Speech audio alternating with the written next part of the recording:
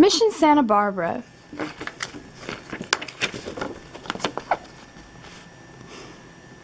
It is a cool misty dawn in the city of Santa Barbara. High on a hilltop, a little more than 3 miles from the Pacific Ocean, is a church. Welcome to Mission Santa Barbara. As the sun rises higher, the mist disappears. The Pacific Ocean and the Channel Islands come clearly into view. People have enjoyed the seaside location for thousands of years. Many people will come here during the day. Tourists will visit, historians may come to do research in the library, worshippers will attend church services, volunteers will help in the offices and gardens. Fountain physics. The courtyard fountain at Mission Santa Barbara is a form of outdoor air conditioning. When warm winds swirl over the tile rooftops, they blow across the courtyard, passing over the fountain. This warm air causes some of the fountain water to evaporate. The process of evaporation uses up some of the heat energy, helping cool the air. The Chumash. Thousands of years before the Spanish and other Europeans arrived in what is now Southern California, the Chumash, an American Indian tribe, made their home there. The Chumash found a lot of food in their surroundings. They didn't need to farm. They also didn't have to travel very far to hunt, fish, or gather food. So they were able to set up permanent villages. In the villages, people had different jobs to do. Women and children gathered plants. They gathered wild seeds, acorns, and many other kinds of plants. Men hunted and fished. They caught large ocean fish, smaller shellfish, and sea mammals such as otters. The Channel Islands are between 12 and 70 miles off the California coast. They block some of the Pacific Ocean's strongest waves from reaching the mainland. And so the Chumash were able to use canoes called tomals to travel from the mainland to the islands.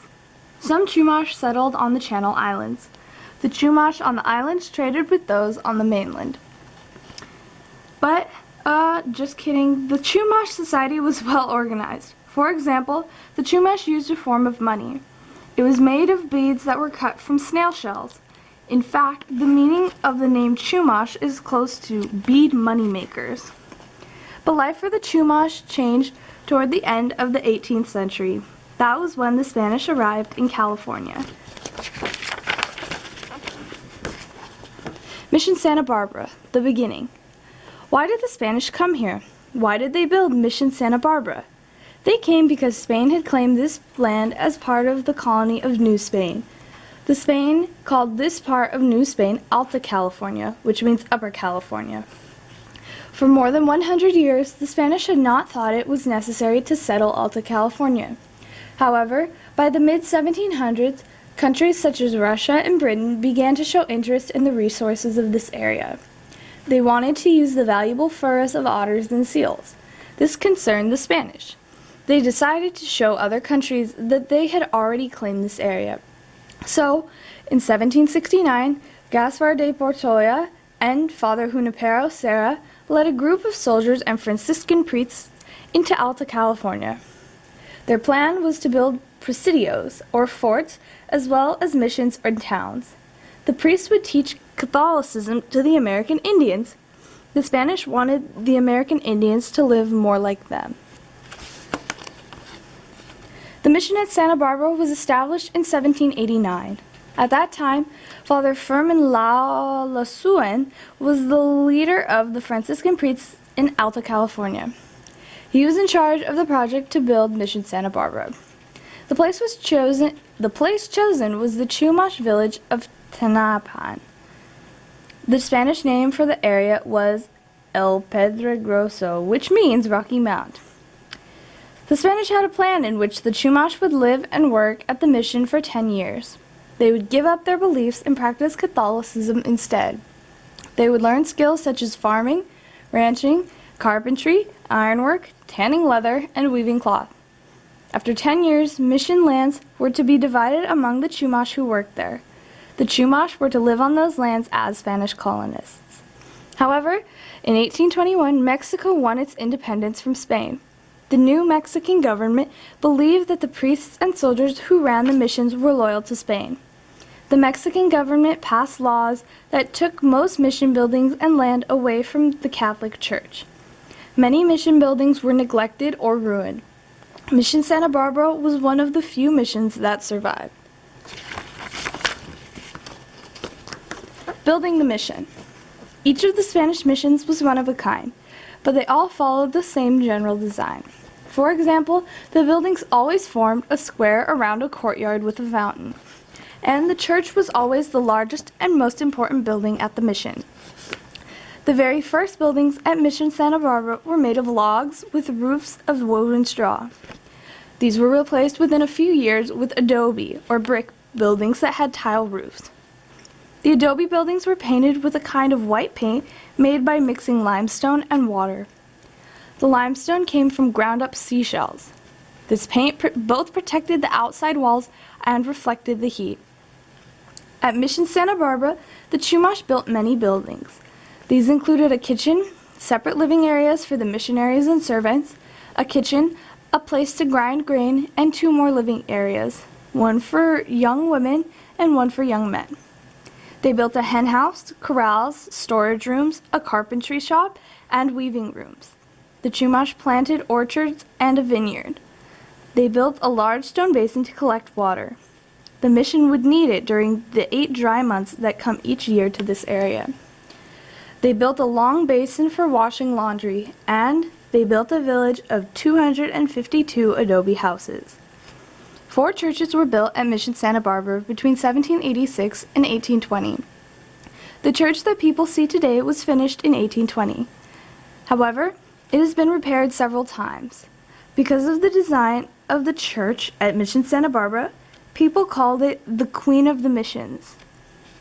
The facade, or front, is made of sandstone. Columns rise on both sides of the church door. The church's other walls are made of adobe that is 6 feet thick. 2 87-foot-tall bell towers rise at the sides. Inside the long, narrow church, the main colors are warm reds and yellows. There are paintings, statues, and wooden carvings created by Chumash artists. Stone markers show the names of some of the early missionaries.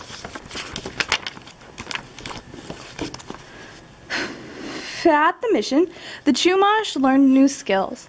A day's work could mean herding cattle and sheep, tanning hides, making or repairing irrigation dishes, and making candles and tools.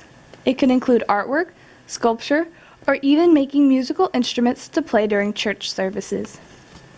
Long before they met the Spanish, the Chumash were highly skilled artists. They wove baskets, created rock paintings, and carved detailed objects out of stone. At Mission Santa Barbara, the Chumash painted images and designs on the chapel walls. They made their own paints by mixing natural dyes and colors such as berry juices with liquid squeezed from cactus plants. The thick and sticky cactus liquid made the paint shine when it was dry. The creativity and skill of the Chumash artists can be seen throughout the church at Mission Santa Barbara. Water supply.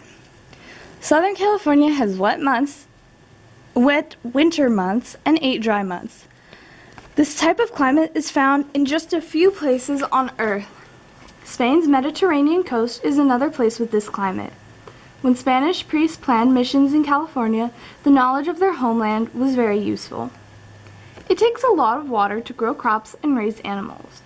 In Santa Barbara's dry climate, irrigation was a must. Irrigation is a human-made system for taking water from one place to another. Mission Santa Barbara's irrigation system used water channels and large storage areas. These allowed water from 2 mountain creeks to flow to the mission. All water was valuable. A system of trenches along the mission buildings caught rainwater as it flowed down the tile roofs and fed it into the irrigation system. Even the laundry water was used to water the crops in the fields. Parts of this irrigation system were included within the water system of the city of Santa Barbara. A dam and a channel that flowed downhill to the mission fields are still on display in the nearby Santa Barbara Botanical Gardens. Water was also needed for Santa Barbara's animal herds. Far past the mission farmlands were 4 ranches. In 1803, the mission's herds of sheep totaled 11,221 animals. In 1809, there were 5,200 head of cattle. Mission Santa Barbara also raised goats, pigs, mules, and horses. The animals were an important resource for Mission Santa Barbara and other missions. The mission sold and traded hides and animal fat. The fat was used to make candles and soap. It became difficult for the Chumash to gather the plants that had once made up part of their diet. Large herds of cattle and sheep grazed on the lands and ate the plants instead. The best place to find a steady supply of food was now at the missions. Mission Santa Barbara today.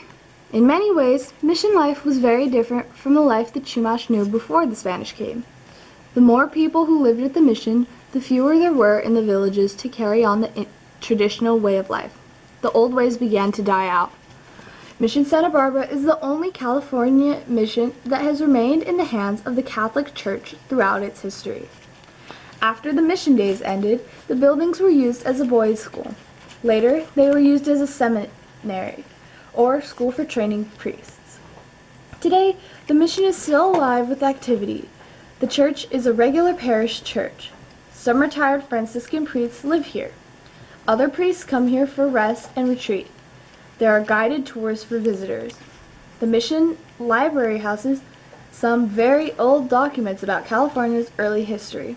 This makes it a valuable historical resource for scholars. The museum also contains artifacts used by the Chumash and the priests who worked at the mission. History and education are important at the mission. That is why some areas have been made to look the way they did during mission days. Visitors can see the simple rooms where the missionaries lived. Visitors can also see some of the work areas. They can see the kitchen with its enormous fireplace. They can see the kiln, an oven where pottery was dried. Visitors can look at the large tubs where animal hides were made into leather. They can see a mill for grinding grain. Mission Santa Barbara, along with the other 20 missions, has played a major role in the history of California. A visitor to the Queen of the Missions can feel the past echoing all around.